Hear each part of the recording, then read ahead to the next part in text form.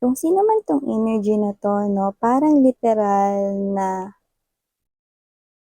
lumipat siya ng tirahan malapit sa'yo or malapit sa pinagtatrabahuhan mo or kung parehas kayo ng workplace 'no, nakikita ko rito na parang sinadya niya 'no, na mapalapit sa'yo.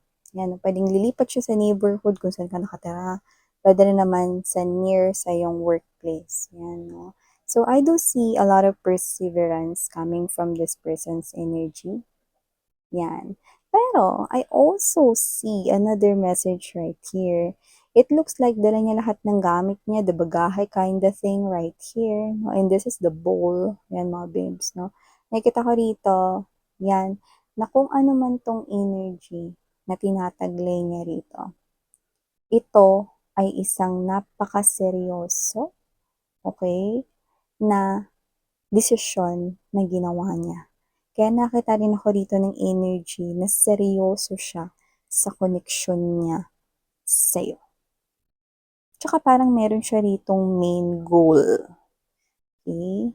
Meron siyang target goal. So, alamin natin yan.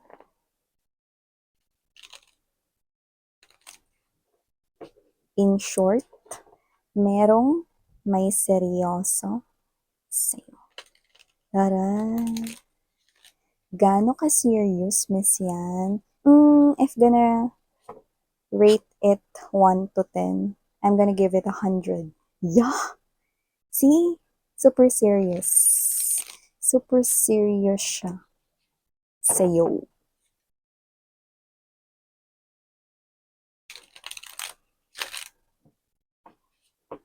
Okay.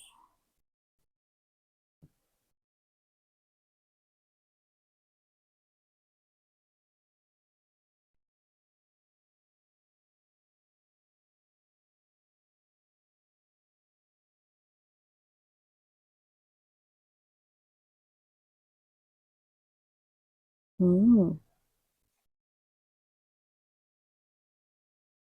Now we've got the King and the Queen of Swords energy. So I do see that there is already something special going on between you guys. This is you. You could be already boyfriend and girlfriend, no, ng isa't isa, yan, no. So I do see divine counterparts right here, the King and the Queen of Swords. Let me finish, no, ang paglay ng ating energy sa ating table before we start digging more dito sa ating reading.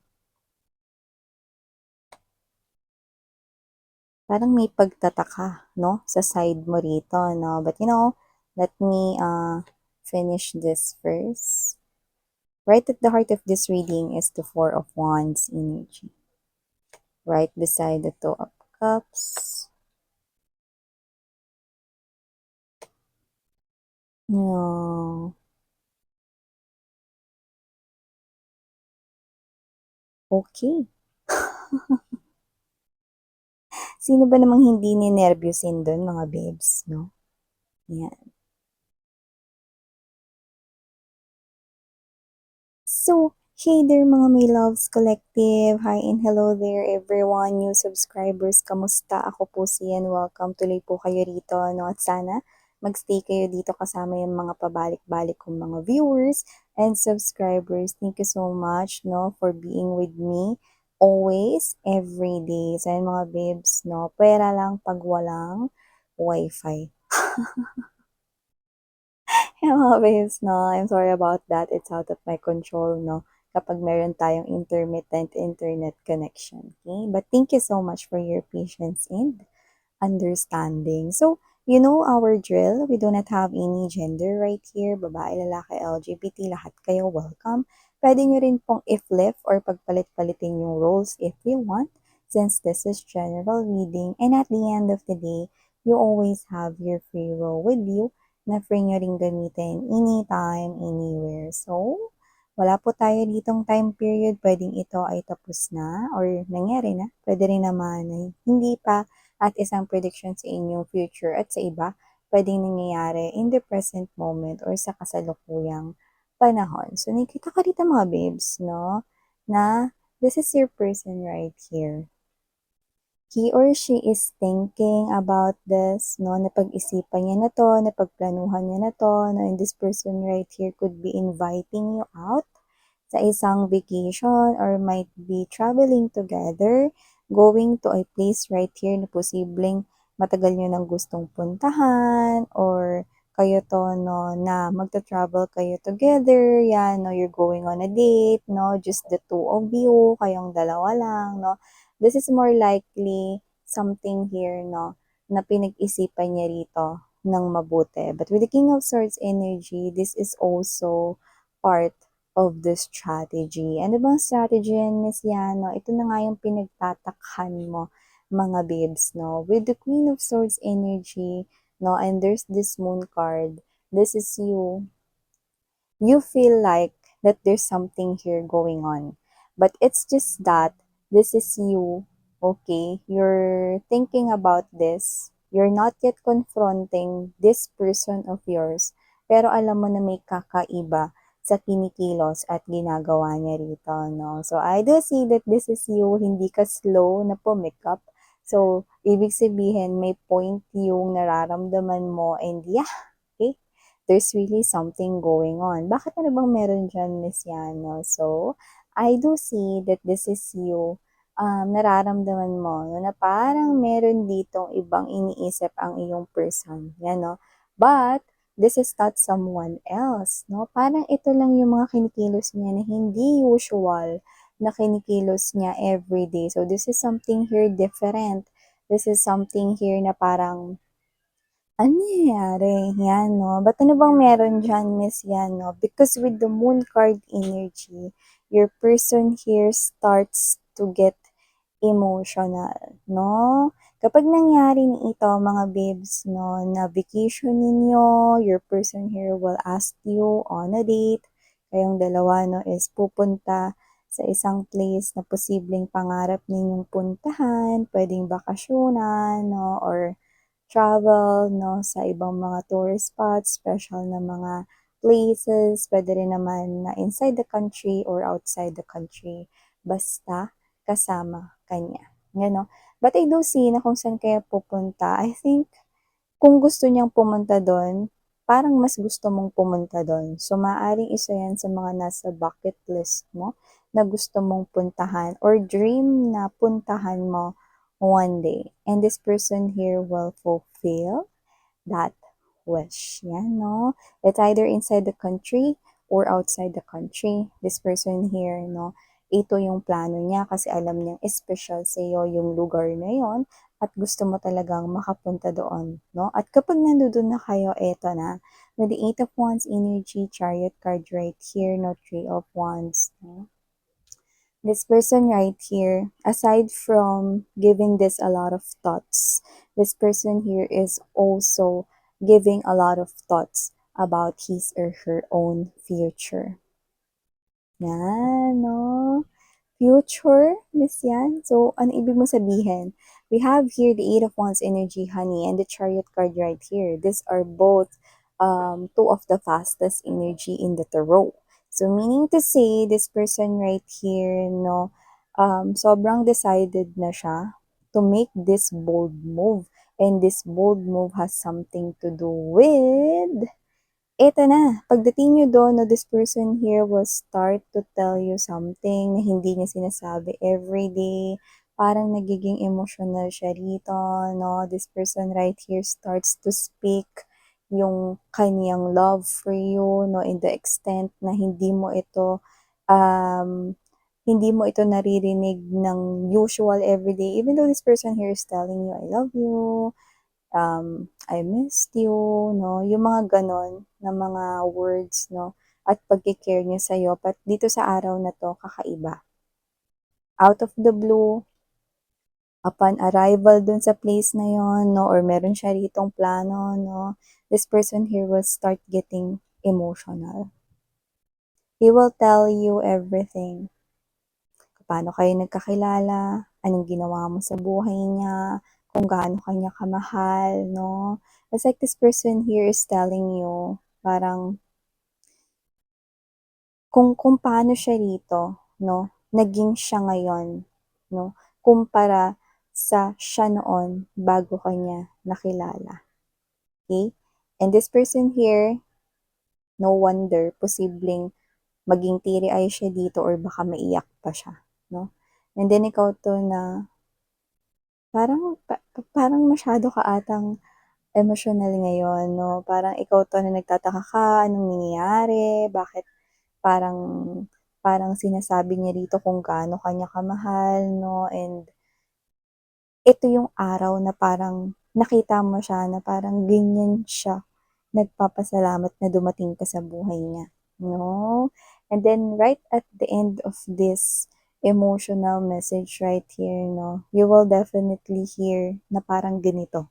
Kahit ano yung gamitin niya, 'no, pero maaaring ganito, 'no, na parang collective, come away with me, take me away, yan, 'no? Four of Wands energy, I want you to be my future. Kaya pala siya nagiging emotional kasi this is just a part of the strategy. Itong travel na ninyo together, 'no, itong trip na 'to, 'no, ninyo together, 'no, ito pala ay isang parte ng kanya ritong marriage proposal sa inyo, babes. Your person right here is actually getting emotional. Sinasabi niya rito, he acts weird, no? Or she acts weird right here, no? Starting to talk how he or she fell in love with you, everything about you, lahat-lahat, no?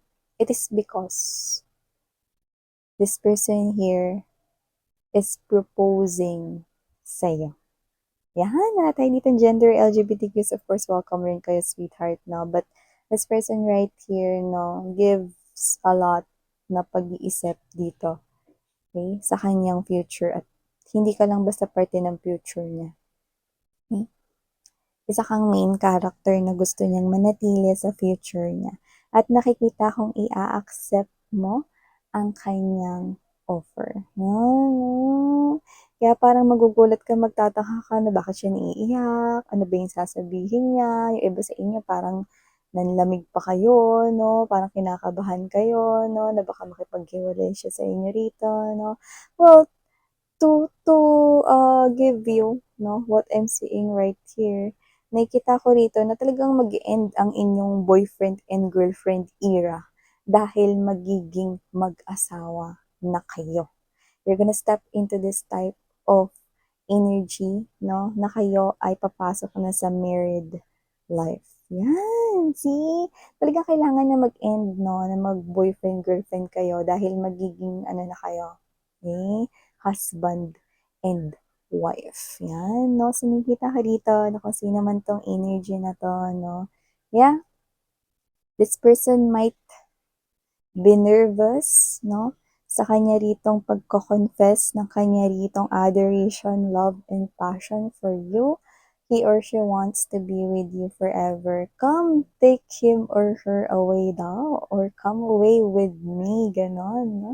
So, whoever this individual is, I think, sobrang sigurado siya sa'yo. At pinaghandaan niya to. Itong lugar na pupuntahan ninyo is alam niyang espesyal sa'yo.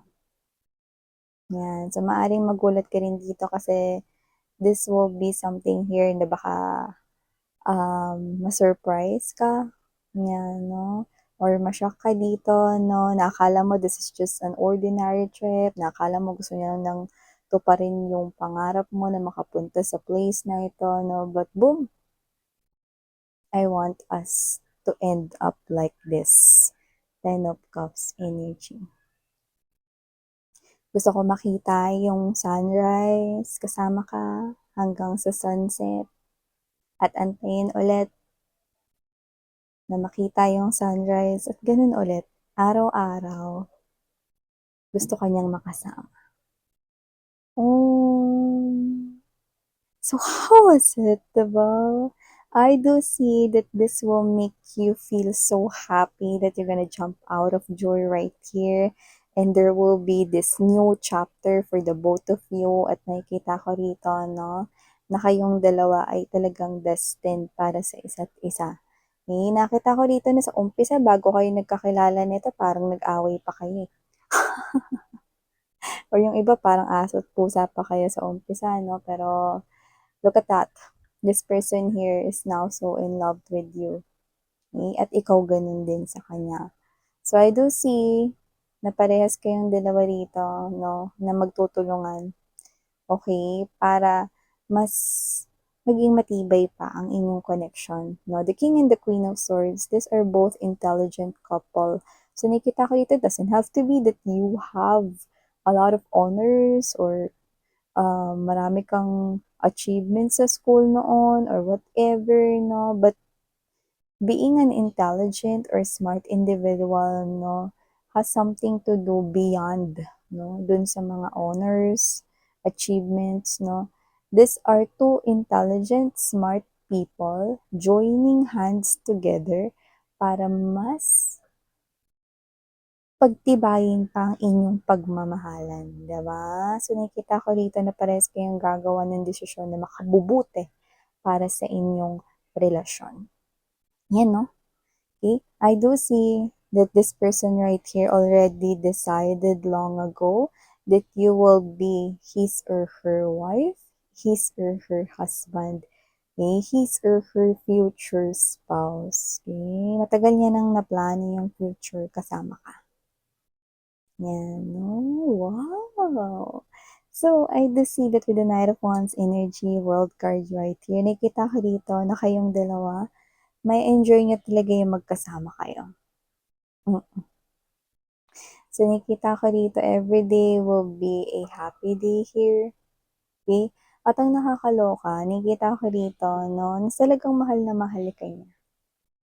Kasi bago to mangyari, kinausap niya ng mag-isa yung pamilya mo.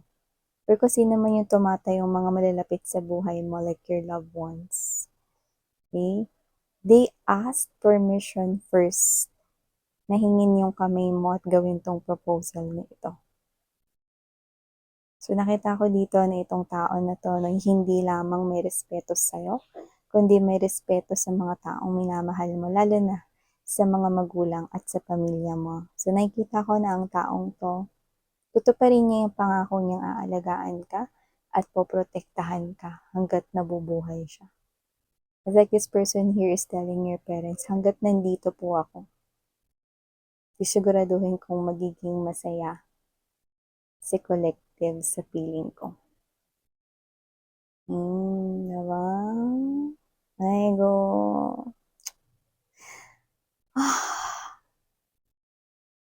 Well, this is the person here meant for you, sweetheart. Kaya naman advance congratulations because you've already found your future spouse. Ikaw na ba si Mr. Right? Yeah, siya na ngang love of your life, no? So, yun na nakikita ko here. So, yeah, for another sign and clue, no, para rito sa taong ito, this person right here is tipid siya magsalita, posibleng hindi siya mabilis mapatawa ng iba, pero kapag ikaw yung nandyan, it's like effortlessly, you make this person here smile and happy. Yan. So, these are all the energies we've got right here for you, sweetheart. Thank you sa iyong time, no? At syempre, if you want to check out my other channel, link is down below sa ating description box. Sarangayo, muli ako po siyan. Anyong, love and light.